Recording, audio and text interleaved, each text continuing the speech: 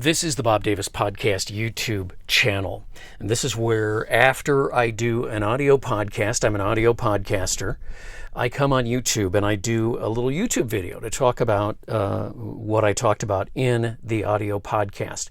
I do this because I'm an audio guy. Just so people know, it allows me to create unique content for YouTube specifically, as well as unique content for the audio podcast.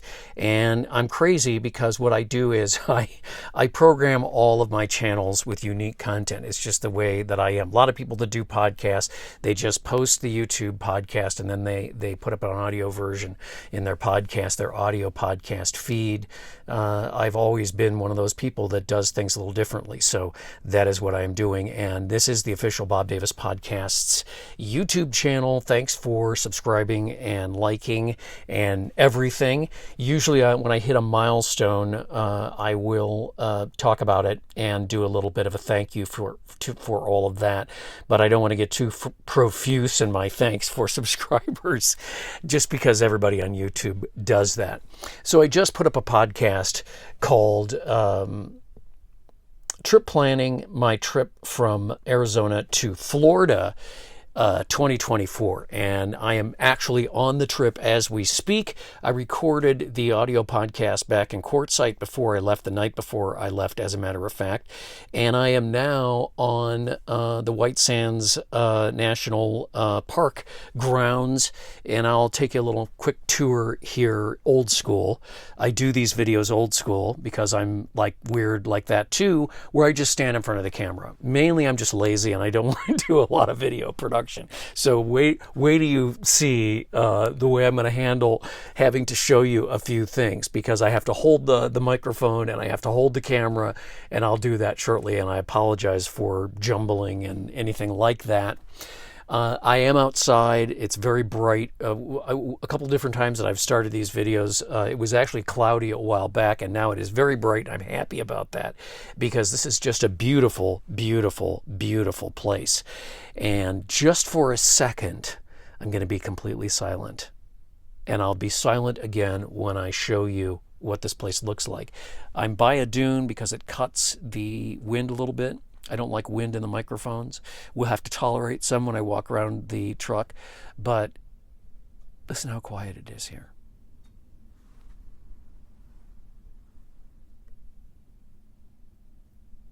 I think there's something also about the deadening effect of this sand. This is very wet sand. It actually is gypsum, and what it does is it retains moisture. So it's one of the reasons that these dunes have remained in place. This gypsum came from the mountains many eons ago, and it is here, and it stays in place because of its unique properties, one of which is it retains moisture, and it's been raining, so it's very wet, and there's not a lot of sand blowing around. And these dunes, you can walk on the dunes. I just don't want to, because this dune behind me is perfect. People do, and if we are out walking around a little bit and you get to see somebody standing on one of the dunes, that's a normal thing. It's also a place that I have done videos from before, and it is a wonderful and mesmerizing place, White Sands. It's one of those sublime experiences that you have when you are traveling the back roads. If you're on an interstate, you can't get here. You have to come on US 70 from Las Cruces to get here. You go through White Sands Missile Range and you get to the national park. So this is not a place that you can really get to unless you're willing to take back roads.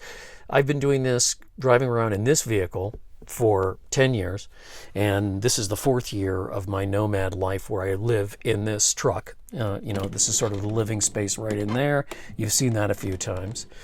And just travel around, but I have become pretty proficient at traveling the back roads, and this particular podcast kind of shares the concepts that I use, one of which is a certain kind of map, and it's called the benchmark map. Maps are very detailed. I will show you one here shortly so you can sort of see how detailed they are.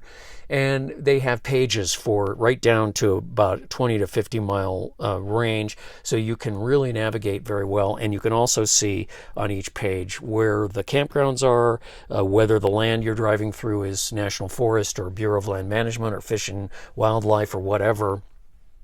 You have that option. And so a lot of times when you're driving by land on a back road, you're like, I wonder if there's campgrounds in there. These are great maps to navigate with, and I'll show you just an example. But there's more detailed discussion of benchmark maps and how I got into them in the audio podcast at the BobDavisPodcast.com, and I will put the links for podcast 1129 in the description box. Also, I apparently can't count because I've done two podcast 1129s, and the original podcast 1129 was actually it was recorded as podcast 1128, and then I posted it and blogged it up as podcast 1129. And then I did a podcast with my friend Bob Sweeten and called it Podcast 1130, which it actually was Podcast 1130. But then I thought I was over one, and so I just did another Podcast 1129. Now, it makes no difference because it comes to you in a flow. And, of course, they have different SEO titles, so that doesn't matter really. This video is called the same as the podcast, Trip Planning Arizona to Florida 2024, right? So it's very similar title to the podcast title, which is available on my page at the BobDavisPodcast.com, iTunes, also Spotify, Google Podcasts while they last, and any place else that you get your podcasts from. So they're pretty much everywhere. And thank you for subscribing. Thank you for subscribing to the YouTube channel, as I said, and thank you for subscribing to the Bob Davis Podcast at thebobdavispodcast.com. You can also listen to them right off the page at thebobdavispodcast.com. If you don't have a good signal for your phone, then I recommend Spotify or even Google Podcasts. Just because these are big audio files, and loading them off of the Bob Davis Podcast page can be a little problematic depending on what kind of phone you have. Okay, enough of the disclaimers. So I'm at White Sands. I'm going to pick the phone up because I want you to see what this is actually like here. Last time I did this video, I turned the phone and it was upside down, so I had to do it again.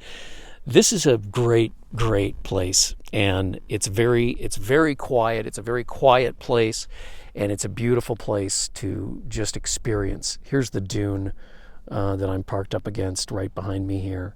If you look that way, you can see it.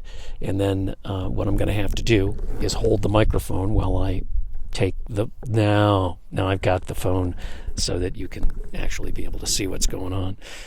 What's really amazing now is the phone quality for actually recording a podcast. And look at this fantastic sand. This is what I'm talking about. This sand is it's actually gypsum, and it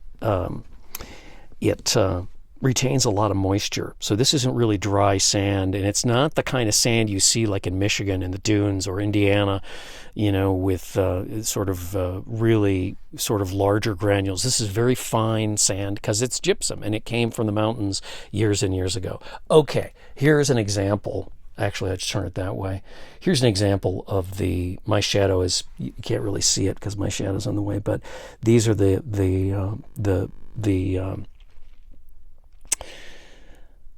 benchmark maps, and you can sort of see what you're dealing with, and they're great, and I use them, and I talk about them in the podcast, but it's a little too difficult to get all of that, and I'm trying to hold this mic so it doesn't blow, and I apologize for all that. Look at the sand and the tires. That's really cool. They kind of get in there, and you don't sink down in the sand when you're here. And as I said, there's a sort of, that gives you an example of the actual scale of what it's like here. And I've often said that the thing that's really cool about it is that it sort of feels like snow. and even has the consistency of snow in a weird sort of way. So if you're from the north, you'll find this landscape and this view. There's some people up on one of the dunes way back over there. If you look, you can see them up there. If you see this, it really reminds you of a beautiful snowy day back up in Minnesota or Wisconsin or North or South Dakota or Michigan, whatever, the kind of places where you get a ton of snow. It just has that look. Even those bushes or whatever that stuff is, that plant stuff over there is probably sage or something like that, or grass. It even looks like when you're on the farm, and you see the snow from. Sorry about that. When you see the snow from a real heavy snow in the field, you see the grass or the plant life kind of, or the corn stalks or something sticking their way up through there. And it's just great. So back roads, real quick, I do want to talk about the back roads a little bit because I did that in the podcast, a pretty extensive discussion of back roads, because I think it's so important that if you want to travel the country and if you really want to have an adventure and if you really want to see things, you just have to take back roads. The interstates are really for hauling and for getting from point A to point B quickly. And I've certainly had my time of doing speed runs on the interstates back in the day when I had a Trans Am or one of my Crown Vics, and my son lived in Chicago, and I would go as fast as I could to go either when I was working in St. Louis or when I was working in Minneapolis and going down to see my son every week. I eventually started driving, and because people in Wisconsin like to drive in the left lane and go 55 miles an hour, I had to have the fake police car, and so I would just turn the parking lights on, and it would literally. We used to laugh about how it was like the Red Sea parting. Because people would just get out of the way, and it really did cut the travel time off. So I'm all about the interstates. I get it. But when you are looking to experience the country, then back roads are the way to go. And that's why you need these maps, because they enable you to navigate on the fly. It's not the easiest thing in the world, and I have gotten pretty good at doing it after 10 years of doing it and then 4 years full time. I have learned that there's little tips and little ways to do things. And so, a good example is from here. So I'm at White Sands right now. I'm headed to Florida, but I don't want to go anywhere near the fires in Texas. So I'm going to be angling down from here. So I'll go to Alamogordo. Once I get there, I'm going to come down into Texas, and I'm going to go down on the border.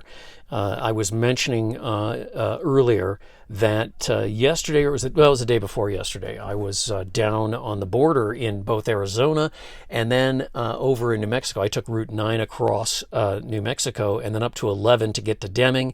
And then from Deming, I was on the 10. There's really no way to get over. Well, I could take 9 to El Paso, but it just didn't look very good at that point. The road was pretty bad. But the border was within sight, right off the right window. So there was nothing to write home about. The only thing that you will notice on the back roads when you're doing something like being down by the border around here, you don't see hordes of people crossing the border. What you do see are these Border Patrol checkpoints, and those are, you just drive in and everybody has to go through the checkpoint. So if you're a libertarian and you don't believe that that's something we should do, then you will not like the checkpoints, but you have to. And you stop and they take a picture of your truck and they ask if there's anybody in there. They're really looking for people, trucks especially, hauling people, or whatever else they're doing. I don't know. And that's the only real indication of the tension on the border, even though generally speaking, when you're that close, you're very close to the border. So you see a lot of Border Patrol, Homeland Security trucks and four-wheeled vehicles. You see helicopters, you see those barrage balloon type observation tools. They also have these weird trucks that have like some sort of a observation package in the back. They're crew cab pickups, big dually crew cab pickups, and then they cover up the windows and everything where you sit because they've got all their equipment in there, and they use that to look at the border as well. And you'll see those all along the border. So tomorrow and today, well, I'm going to go to Alamogordo. I don't know if I'm going to stay there or what the story is. I've been staying in truck stops. I'm really not, I've been camping for 6 months, so I'm not really too excited about, camping again, although I will, but at an appropriate time. And I talk about that in the podcast as well. Some of the places that I would be stopping at and where I'd be stopping and how you get to them and things of that nature. So that'll be in there. But anyway, that's the plan. So I've got to angle down. And in order to do that, you have to keep turning and switching. And you have to keep track of where you are. And you have to keep track on a map of what road you're going to be taking to get to the next road, whether it's a U.S. road or a state road or even a county road. Those are all on these maps. You also can see landscape. So you understand the altitude and you understand you're going to be going up or down depending on where you're going. And that's how it works. And it's really fun and can be very satisfying when you really pull off a really interesting navigation. It can go the other way very easily when you don't pull off a really interesting navigation. And you're like, wow, I did that perfectly. I came out exactly where I wanted to. And that's half the fun of the thing, I think. But back roads are where you experience. That's where you get to stop for an ice cream cone if you want in a small town, or a cheeseburger in a small town. That's where you find local people to talk to if that's what you like to do. And that's where you get these really sublime experiences that just don't exist on the interstates. So that's what I talked about in podcast 1129. And I'll put a link to that podcast in the description box. Okay, I'm going to hang out, make some coffee here at White Sands. Appreciate you being patient with me, with audio, wind in the mic, and so forth, as well as the whole experience here at White Sands, and maybe showing you a little bit of it so you can see what it looks like. If you've been here, you know. And if you're coming here, you will know. So thanks for watching the Bob Davis Podcast YouTube channel. Thanks for checking out the podcast at thebobdavispodcast.com. And I will talk to you again probably at some point. I'll be in Texas the next time I do another video, but I'll be doing some more videos. And some of them will not be accompanied by podcasts because I said I would do more straight up YouTube videos. So I'll be doing that. Unfortunately, they're all going to be like this. They're all just going to be me in front of the camera because I'm lazy and I don't want to spend all day editing tape, and I don't have anyone back at headquarters to do that. So that's what I'm doing. Thanks for watching. Going to make some coffee and enjoy White Sands. Bye-bye.